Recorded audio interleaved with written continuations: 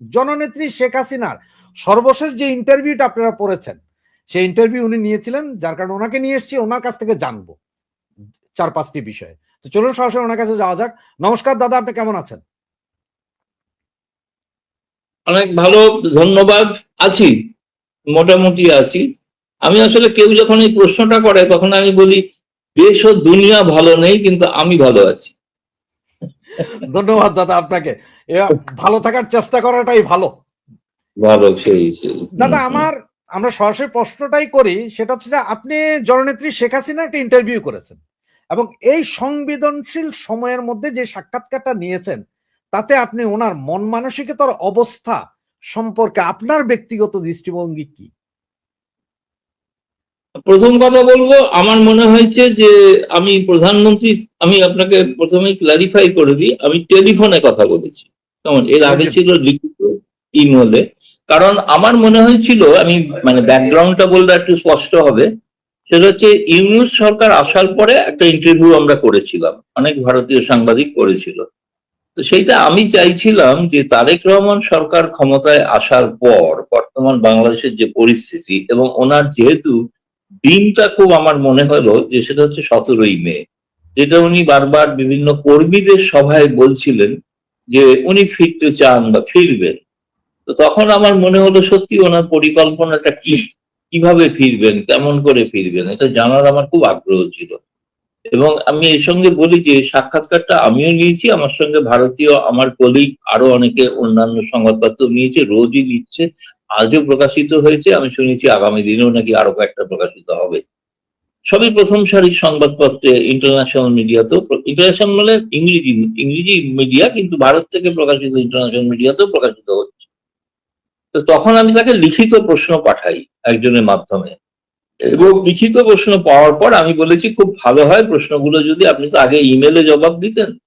তো এক্ষেত্রে যদি আমি আপনার সঙ্গে, আমার এটাই উদ্দেশ্য ছিল জানা সত্যি উনি কেমন আছেন।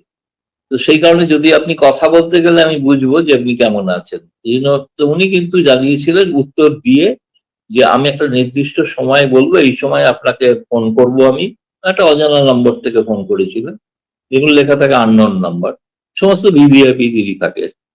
তো সেই নাম্বার থেকে উনি ফোন, আমি ফোন দেখেই বুঝেছিলাম যে রোববার সকাল 10টায়, এবং সেই ফোনটা আসার পরই আমি বুঝেছিলাম এটা ওনারই ফোন। তখন উনি বললেন আপনি আপনার প্রশ্নগুলো বলতে থাকুন, আমি যে উত্তরগুলো দিয়েছি সেগুলো মেলাতে থাকুন, এইভাবে আর কি। তখন সে প্রায় ঘন্টাখানেকের ওপর ছিল বিষয়টা। মানে কখনোই আমার মনে হয়নি যে তিনি অত্যন্ত দুর্বল, কোনোভাবে শারীরিকভাবে অক্ষম, কিন্তু স্পিরিটেড খুব মনে হয়েছিল। প্রথম বলতে গিয়ে একবার বললেন যে ফিরবো তো বটেই, এবং এই ডিসেম্বরের মধ্যেই ফিরবো। আমি কি তাহলে লিখি, তাহলে ডিসেম্বরেই ফিরছেন?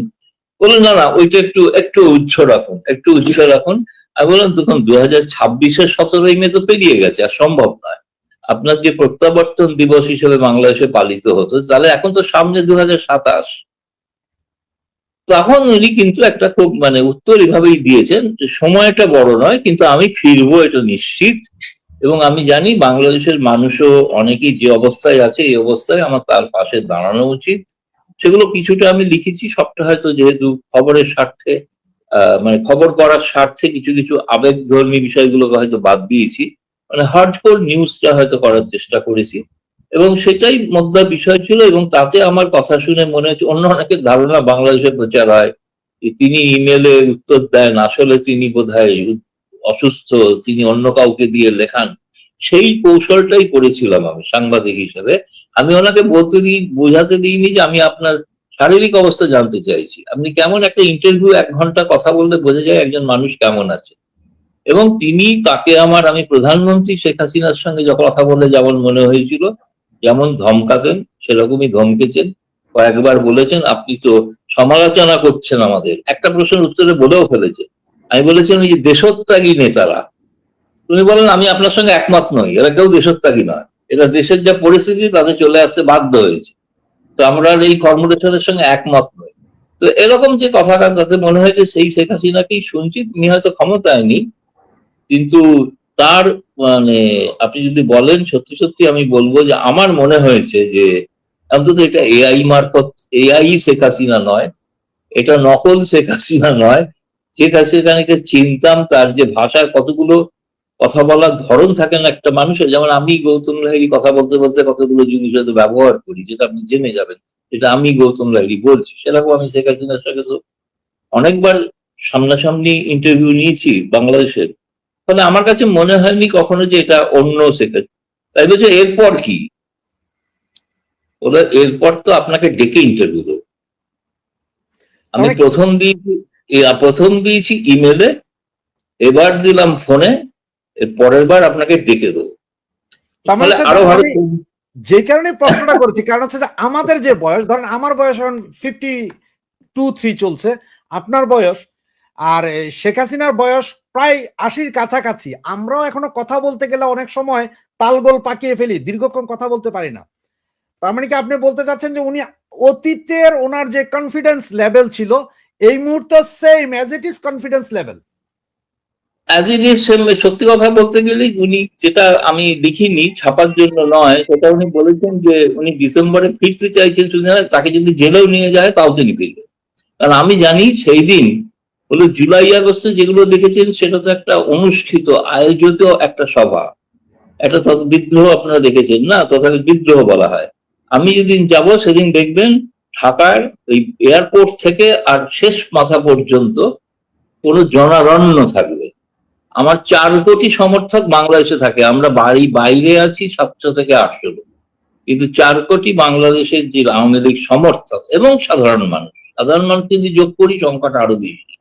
এবং তারা জানি শুধু দেখতেই তারা ছুটে চলে আসবেন, সেটা ঘটনা, সেটা একটা সময়ের অপেক্ষা। আমার কাছে মনে হয়েছে কথা শুনে যে একটু স্ট্র্যাটেজিক বিষয় আছে। এটা যদি ঘোষণা করে দেন যে 31শে ডিসেম্বর আমি যাবই, তাহলে 31শে ডিসেম্বর সরকার যে প্রস্তুতি নিয়ে নেবেন তাতে তার পক্ষে যাওয়া সম্ভব নয়। আমার ধারণা যেটা 1981 সালের 17ই মেটা ঘোষিত দিন ছিল, যেদিন আমি জানি না সেদিন, কিন্তু আপনাদের যারা পুরোনো দিনের লোক তারা জানেন সেদিন প্রচন্ড ঢাকায়, হয়তো না ঢাকায় না, সেদিন যে ধরনের জনসমাবেশ দেখেছেন, এটাতে তার থেকে হয়তো আরো বেশি জনসমাবেশ হবে বলে আমি, এবং আমি বয়সের কথা বললে নিশ্চয়ই বয়স একটা তো ফ্যাক্টর বটেই, কিন্তু আপনাদের ওখানে সৌভাগ্য একটা, জানি না আপনাদের জল পানির কোনো গুণ আছে কিনা, আপনাদের প্রত্যেকেরই সুস্বাস্থ্য থাকে, বিশেষ করে ক্ষমতায় ইউনূস তো বয়স ওনার থেকেও বড়, আর 7-8 বছর। তিনি তো আগামী বছর আবার রাষ্ট্রপতি হওয়ারও স্বপ্ন দেখছেন। ফলে ক্ষমতায় থাকলে আমার মনে হয় এনার্জি আরো বেড়ে যায়। শেখ হাসিনাকে দেখে মনে হয়েছে তিনি ক্ষমতাতেই আছেন, তাই তার এনার্জি লেভেলটা কমেনি, এটুকুই বলতে পারি। দাদা, আপনার সাথে সাক্ষাৎকারে উনি এক জায়গায় বলেছিলেন যে মানে বর্তমান সরকারের ব্যাপারে যে অর্থনৈতিক ধ্বংসের অভিযোগ তুলেছেন উনি। একজন সাংবাদিক হিসেবে আপনার পর্যবেক্ষণ কি বলে, আপনার যে পর্যবেক্ষণ? দেখুন, একটা ঘটনা ঠিকই, এটা তো বাংলাদেশের সাধারণ মানুষ হয়তো বুঝবেন না, কিন্তু পশ্চিম এশিয়ার প্রথমে তো রাশিয়া ইউক্রেন যুদ্ধ, তার ফলে যে বাংলাদেশ তখন আওয়ামী লীগ ক্ষমতায়, যে ফলে আর্থিক দুর্দশা যেটা বাড়ছিল, তাতে মানুষের ক্ষোভও বাড়ছিল, সেটা একটা মানে সহায়ক হয়েছিল তাকে উৎখাত করার জন্য। তেমনি এখনো যে আর্থিক পরিস্থিতি বাংলাদেশের, প্রথম কথা পশ্চিম এশিয়ার যে সংকট, যেখান থেকে প্রচুর মানে অর্থ রেমিটেন্স হয়, সেই রেমিটেন্সটা কমে গেছে। এক, বাংলাদেশ থেকে যে রপ্তানি হতো, যে রপ্তানি বিশেষত গার্মেন্ট, সেই গার্মেন্ট রপ্তানির পথ অনেকটাই প্রায় বন্ধ হয়ে গিয়েছে, এবং সেক্ষেত্রে বহু গার্মেন্ট শিল্প ধুঁকছে। এবং আর একটা অদ্ভুত ঘটনা ঘটেছে যেটা বাংলাদেশে, সেটা হচ্ছে যে সমস্ত শিল্পপতিদের একটা নির্দিষ্ট দলের সমর্থক তকমা দিয়ে তাদের ব্যাংক অ্যাকাউন্ট বন্ধ করে দেওয়া, কারখানা বন্ধ করে দেওয়া, ফলে বহু মানুষ কিন্তু এই মুহূর্তে বেকার। এখন আমি জানি না, আমেরিকান অ্যাম্বাসেডার আপনাদের জন্য অনেক রিক্সা এনে দিয়েছেন, হয়তো সকলে রিক্সা চালাবে ভবিষ্যতে, বেকার লোকেরা, বেকার যুবকেরা। আমি জানি না তাহলে সেটা কেন এত হঠাৎ রিক্সা নিয়ে আমেরিকা ঢুকে পড়লো। কিন্তু আর্থিক যে পরিস্থিতি সত্যিই ভয়াবহ। দেখুন, IMF থেকেও যে বিকাশ প্রবৃদ্ধি দরের যে হিসাব দেওয়া হয়েছে সেটাও অনেক কম। আপনাদের টাকার দাম যেভাবে পড়ছে ডলারের বিনিময়, এই কারণে যে সামাজিক সুরক্ষা যে ছিল, যে আপনি তো যেই সরকার যেগুলো পথ নিয়েছেন এক ধরনের ফ্যামিলি কার্ড দেওয়া ইত্যাদি দেওয়া, কিন্তু শেখ হাসিনার সময় তেমন ছিল না, সকলেই সব সুযোগ পেতে, কোনো কার্ডের ব্যাপার দরকার ছিল। এই আর্থিক সংকটটা আমার মনে হয় এটা আরেকটি সমস্যা দেখা দিয়েছে বলে, যেটা শেখ হাসিনা হয়তো বলেননি, যেটা হচ্ছে যে বিদেশের সঙ্গে আমেরিকার সঙ্গে সম্প্রতি যে বাণিজ্য চুক্তি হয়েছে তাতে আপনাদের দেশীয় শিল্প অনেক সমালোচনার, অনেক বলবো অস্তিত্বে তাদের সংকটের মুখে, যেটা বহু বাংলাদেশের সরকার সমর্থক গণমাধ্যম লিখছেন এবং বড় বড় সংবাদ মাধ্যম লিখছেন। এই যে আর্থিক সংকটটা, এই আর্থিক সংকটটা শেখ হাসিনা, আমি জিজ্ঞেস করেছিলাম যে আপনি থাকলে কিভাবে সামাল দিতেন, কারণ আপনি থাকলে তো পশ্চিম এশিয়ার যুদ্ধ সামাল দিতে পারতেন না। উনি বলছে আমি এটা আগে থেকে হয়তো ব্যবস্থা করতাম বা অনেক কিছু মানে আমি ধরে নিতে পারতাম যে এই ঘটতে পারে, সবটা মানুষকে দিতে পারতাম। কোভিড এর সময় তো পেরেছিলাম, তাই না? কোভিড এর সময় তো আমি বিরোধী নেতাদেরও ভ্যাকসিন দিয়েছি, তারা তো আমার দেওয়া ভ্যাকসিনই বেঁচে আছে। কিন্তু আমি সেটা একটা ভিজুয়ালাইজ করতে পারতাম, সেটা আমার একটা টিমও আছে, যে টিম তারা কিন্তু ক্রমাগত গবেষণা করে আগামী 1 বছরের মধ্যে কি কি সংকট হতে পারে। এখন যেটা হয়েছে সেটা হচ্ছে বর্তমান সরকারকে তার সরকার টিকিয়ে রাখার জন্য সেটা প্রধান অগ্রাধিকার হয়ে দাঁড়িয়েছে।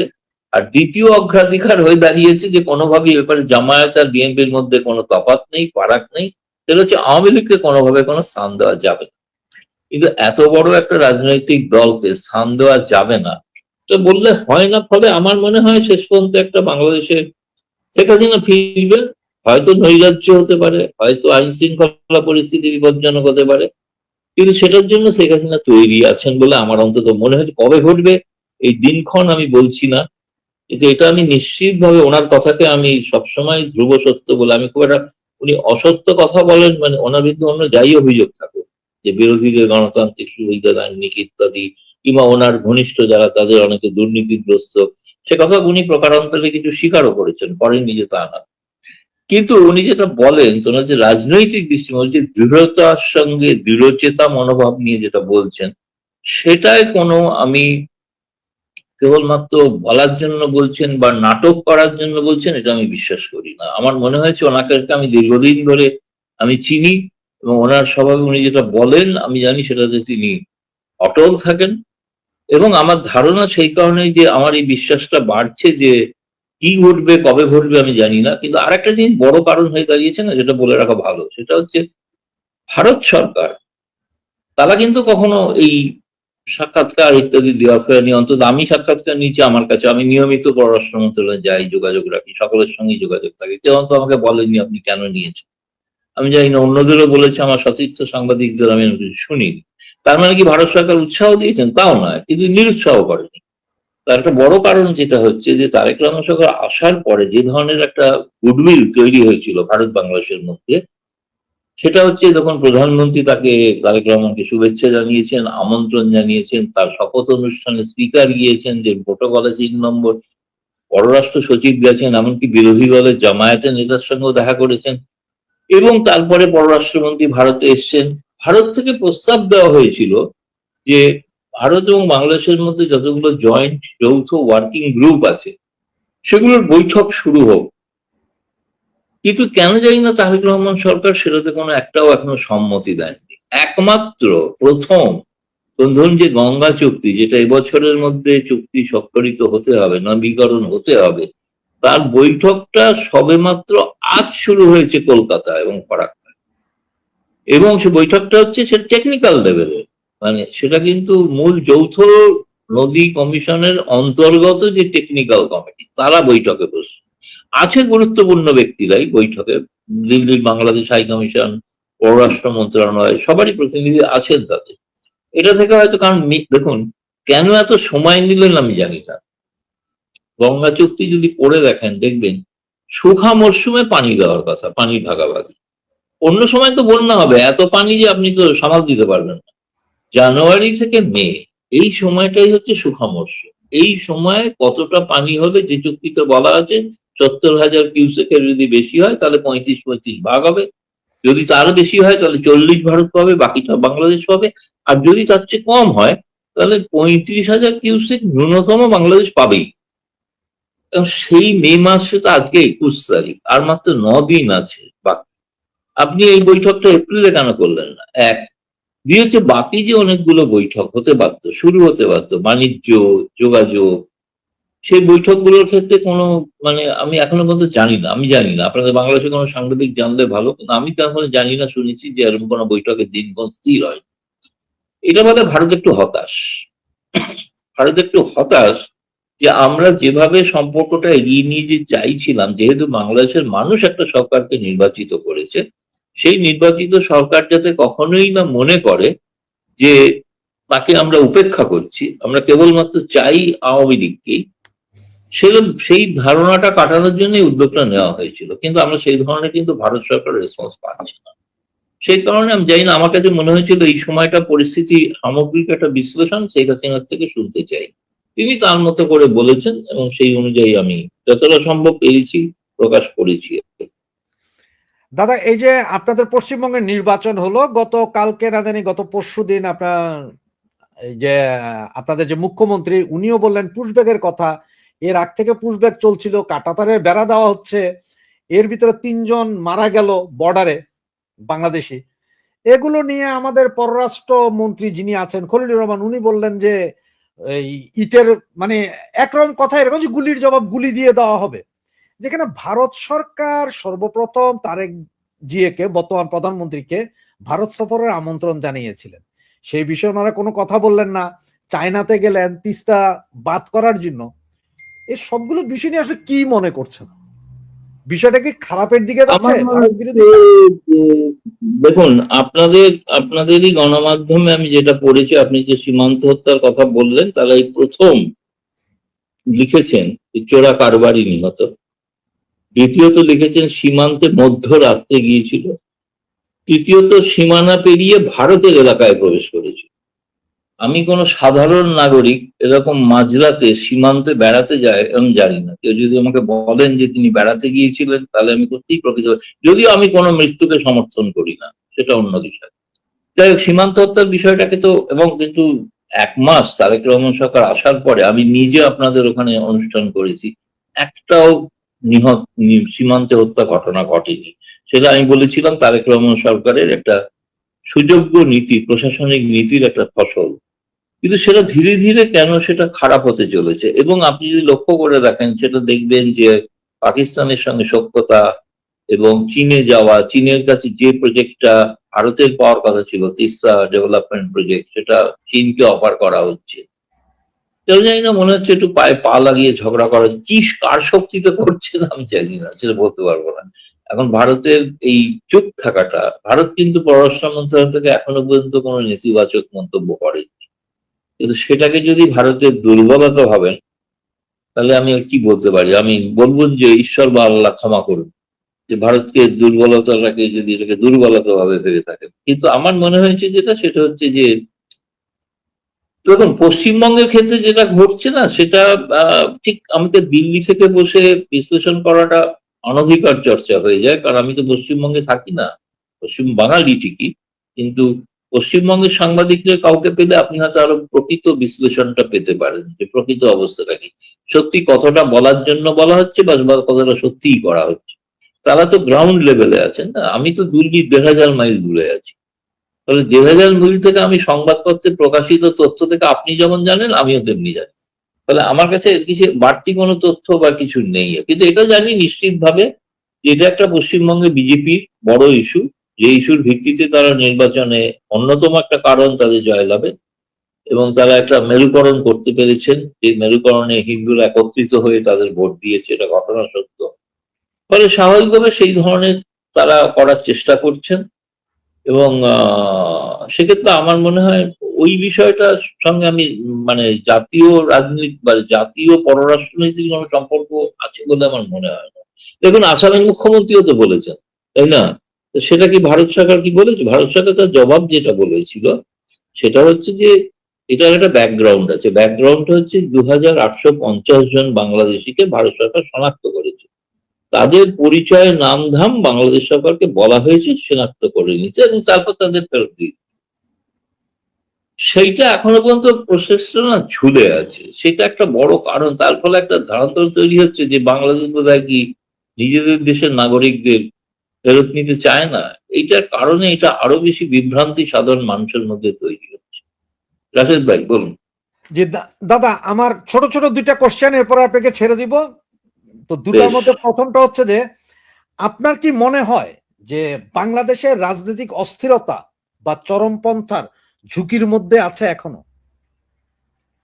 চরমপন্থা ঝুঁকির মধ্যে নেই। শেখ হাসিনা যেটা বলেছেন উত্তরে তার সঙ্গে একমত। চরমপন্থা বাড়ছে, চরমপন্থা বাড়ছে, এবং চরমপন্থার হাতে তারেক রহমান সরকারকে অসহায় মনে হচ্ছে।